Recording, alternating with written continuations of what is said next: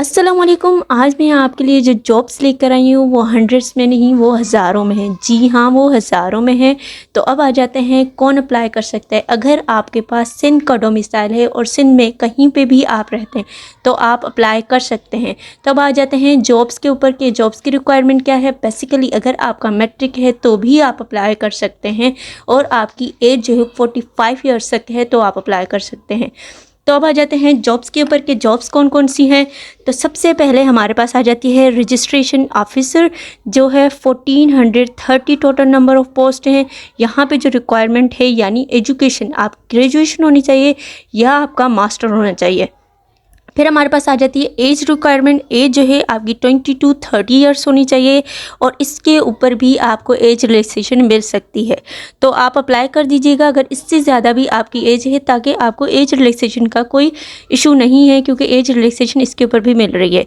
Next जो हमारे पास आ जाती है वो है असिस्टेंट रजिस्ट्रेशन ऑफिसर, और इसमें जो टोटल नंबर ऑफ़ पोस्ट हैं वो है 2770 पोस्टेज हैं। और यहाँ पे जो हमारे पास एजुकेशनल रिक्वायरमेंट है, या आपका इंटरमीडिएट हो या आपका इक्विवेलेंट हो, और इसमें जो एज है वो 18 to 35 ईयर्स है, और इसके ऊपर भी आपको एज रिलैक्सेशन है। यानी अगर आपकी 35 से ऊपर है थोड़ी बहुत तो आप अप्लाई कर सकते हैं। नेक्स्ट जो हमारे पास आ जाते हैं इन्विजिलेशन स्टाफ आ जाता है, जिसमें टोटल नंबर ऑफ़ पोस्ट जो हैं 4310 है। आपने बिल्कुल सही सुना, 4000 से अबव पोस्ट हैं। तो इसकी रिक्वायरमेंट जो है मैट्रिक है, इंटरमीडिएट है और ग्रेजुएशन है। यानी अगर नए नए बच्चे अभी आप आए हैं, आपने मैट्रिक किया है, आप अप्लाई करना चाह रहे हैं कोई गवर्नमेंट जॉब के लिए, तो ये आपके लिए बहुत अच्छी अपॉर्चुनिटी है, आप इसमें अप्लाई कर सकते हैं। यहाँ पे जो एजुकेशनल रिक्वायरमेंट मैंने आपको बता दी। अब आ जाते हैं एज के ऊपर। तो एज जो है अगर 18 to 45 ईयर्स से तो आप अप्लाई कर सकते हैं। मज़े की बात यह है कि यहाँ पे इन्होंने टेस्ट यानी अप्लीकेशन प्रोसेस से पहले ही आपको बता दिया है कि आपका टेस्ट कब होगा और किस सेंटर्स में होगा। तो अब हम आ जाते हैं टेस्ट सेंटर के ऊपर। कराची में हमारे पास आ जाता है मेट्रोपॉलिटन यूनिवर्सिटी कराची, जो कि Safura round about main university के पास है। उसके बाद हमारे पास आ जाता है हैदराबाद, जो कि हमारे पास आता है गवर्नमेंट नूर मोहम्मद स्कूल है, जो कि नियर टू सिविल हॉस्पिटल है और जो है टावर मार्केट के पास है। थर्ड के ऊपर हमारे पास आ जाता है सखर में बॉयज़ स्कूल कॉलेज। एग्जैक्ट जो हमारे पास लोकेशन है वो है सखरपुर रोड के पास। देन जो हमारे पास आ जाता है शहीद बेनज़ीराबाद, जिसमें आ जाती है हमारे पास HM Khwaja school number 2 Khwaja garden Nawabshah. अब हम आ जाते हैं एप्लीकेशन प्रोसेस के ऊपर। यानी आप ऑनलाइन वेबसाइट के ऊपर जाकर भी अप्लाई कर सकते हैं, या आप वहाँ पे डाउनलोड कर लें फॉर्म और उसको फिल करके पोस्ट कर सकते हैं। तो इसकी जो हमारे पास वेबसाइट लिंक है वो मैं डिस्क्रिप्शन बॉक्स में सेंड कर दूंगी, आप वहाँ से जाकर अप्लाई कर सकते हैं। तो इसकी जो चलान फ़ीस है वो 450 रुपीज़ है, और इजी पैसा के थ्रू या HPL बैंक के अंदर या फैसल बैंक के अंदर आप किसी भी ब्रांच में जो है सबमिट करवा के आप डाक के थ्रू भेज दें, या फिर आप ऑनलाइन जो है इजी पैसा के थ्रू सबमिट करवा के ऑनलाइन ही सारा प्रोसेस कर दें। अब आ जाता है स्क्रीनिंग टेस्ट, और जो हमारे पास इंटरव्यू आ जाते हैं वो स्टूडेंट जो स्क्रीनिंग टेस्ट पास कर जाएंगे उन्हीं का इंटरव्यू होगा, और ये सारी इन्फॉर्मेशन आपको SMS के थ्रू भेज दी जाएगी। यानी जो नंबर आपने फॉर्म में जो है ऐड किया होगा उसी नंबर के ऊपर आपको सारी डिटेल्स मिल जाएंगी। अब आ जाता है टेस्ट सेंटर के ऊपर आपने रोल नंबर स्लिप जो है लाजमी लेकर जाने, एज़ यूजुअल जैसे हर जगह पर होता है।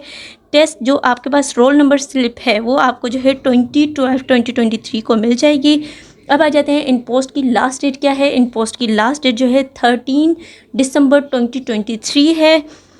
अब आपने पोस्ट कहाँ करना है, मैंने आपको कह दिया कि फिजिकल यानी पोस्ट के थ्रू कर सकते हैं या ऑनलाइन कर सकते हैं। तो इनको जो है आपने डाक जो है कहाँ भेजनी है, post director operation EPR head office plot 11 F10 Islamabad के अंदर आप भेज सकते हैं। ऑनलाइन प्रोसेस जो है मैं आपको आगे बताती हूँ कि आप ऑनलाइन किस तरह अप्लाई कर सकते हैं। तो चलते हैं ऑनलाइन प्रोसेस की तरफ। मैंने डिस्क्रिप्शन बॉक्स में लिंक शेयर कर दी है, आप उसके क्लिक करके यहाँ पे आ जाएंगे। उसके बाद आने के बाद आपने सेलेक्ट करना है CPR कैरियर्स को।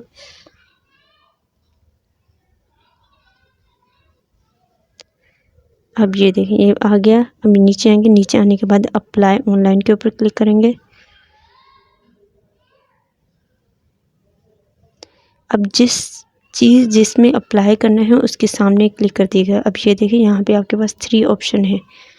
नंबर 1 जो है रजिस्ट्रेशन ऑफिसर, नंबर 2 जो है असिस्टेंट रजिस्ट्रेशन ऑफिसर, नंबर 3 जो है इन्विजिलेशन ऑफिसर।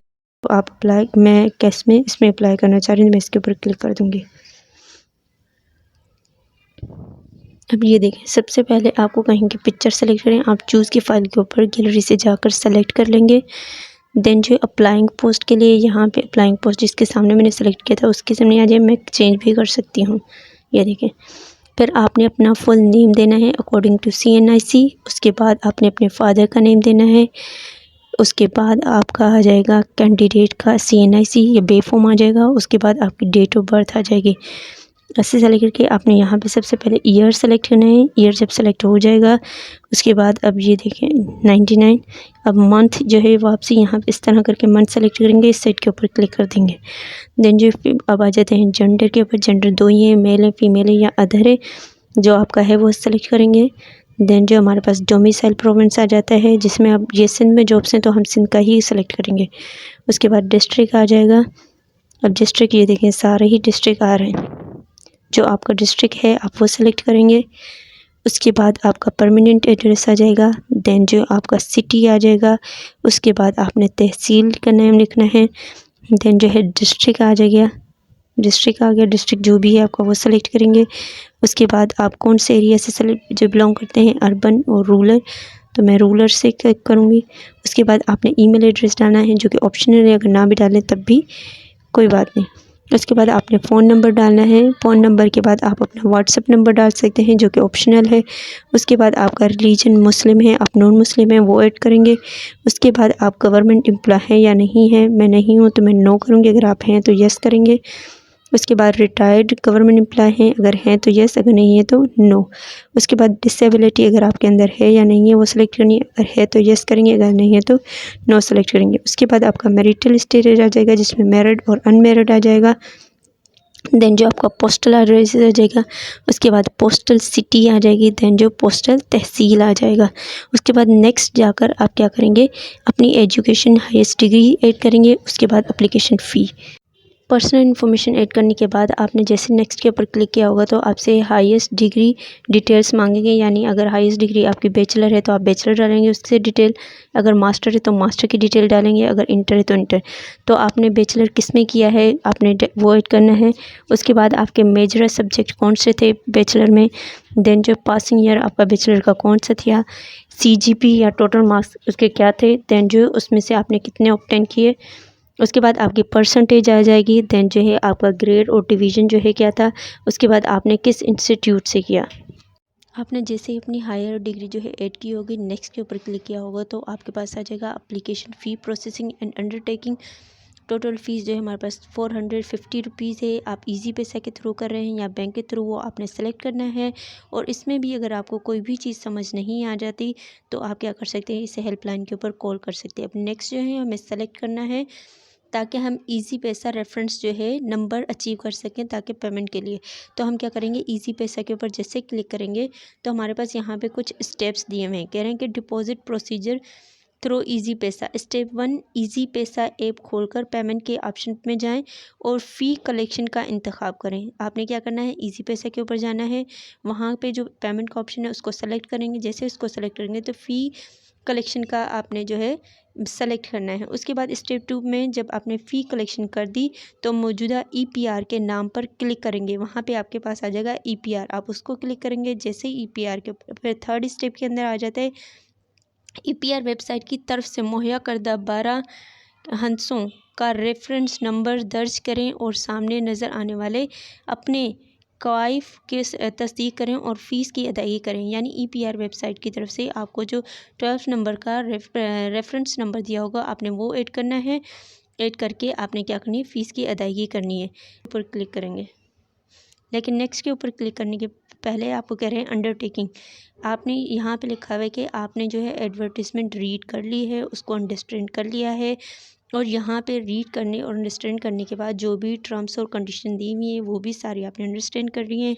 और आप ये सारी टर्म्स और कंडीशन जो है क्या करेंगे, फॉलो अप करेंगे, यानी एक्सेप्ट करते हैं। ऑर्गेनाइजेशन की जो भी डिसिप्लिन होगा वो करके आप क्या करेंगे, क्लिक के ऊपर करेंगे। क्लिक के ऊपर करने के बाद आप जैसे ही सबमिट एप्लीकेशन के ऊपर क्लिक करेंगे तो आपकी एप्लीकेशन सबमिट हो जाएगी और जो इजी पैसा रेफरेंस आईडी भी जनरेट हो जाएगी, जो कि 12 नंबर की होगी, जो कि मैंने ऑलरेडी बता दिया है। आप इजी पैसा के ऊपर जाकर ये रेफरेंस आईडी ऐड करेंगे और फीस सबमिट करवा देंगे। और जो हमारे पास क्या करते हैं डाक के ज़रिए जो करवाना है वो ऑलरेडी मैंने प्रोसेस बता दिया है। आपने सिर्फ डाउनलोड करना है, डाउनलोड करने के बाद आपने चालान पे करना है और सारी चीज़ें जो मैंने एड्रेस के ऊपर बताई हैं वो भेज देनी है और आपका एप्लीकेशन प्रोसेस हो जाएगा। अगर आपको अब भी कुछ समझ नहीं आता तो वो भी आप मुझसे कमेंट बॉक्स में पूछ सकते हैं।